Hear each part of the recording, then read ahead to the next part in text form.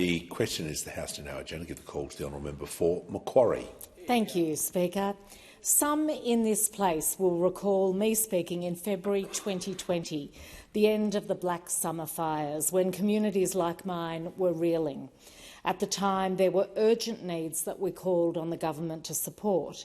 In addition, many of us recognised that longer-term investment was required, not only to give hope to communities as they started the very long journey to recover, but to make our vulnerable places better equipped to deal with the inevitable next bushfire. When I stood in Parliament calling for this sort of funding, never could I have imagined how the Mount Wilson Rural Fire Service Brigade members could have made their joint federal-state grant of just under $700,000 go so far.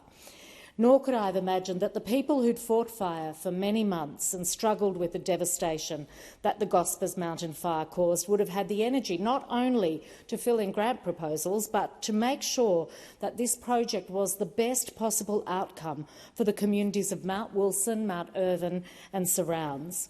Thanks to the additional fundraising efforts of the brigade, the shed we officially opened on Sunday can serve as an operations centre with improved communications with headquarters, whichever headquarters that might be and wherever it might be, during any fire emergency.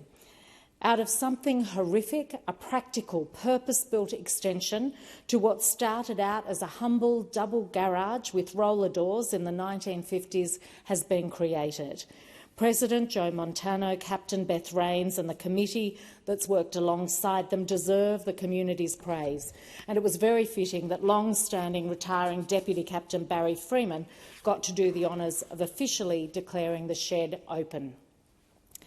Speaker, more than 2,500 homes and businesses in Macquarie can now order uncapped satellite broadband services on Sky Muster. Now, I know most people won't be aware of the failures of the Sky Muster satellite service in its reliability, availability of data access and speeds, but the arrival of the privately owned Starlink really highlighted how second-rate the NBN service that the previous government provided was. It affects mainly homes in the Hawkesbury but also parts of the mountains like the Megalong. Having urged for improvements in satellite services for many years, particularly during the pandemic when people had no choice but to work from home, I'm very pleased that under Labor we're seeing improvements. After a successful trial, the new NBN Sky Master Plus premium service gives customers unmetered data 24 hours a day and faster speeds of up to 100 megabits per second. The unmetered service is possible because of the Albanese government's $480 million investment to upgrade the NBN fixed wireless services, and that's moved about 120,000 premises from satellite to fixed wireless, freeing up capacity on Sky Muster. The trials of the Sky Muster Plus Premium showed big improvements in user satisfaction, and I hope we see the same in the rollout.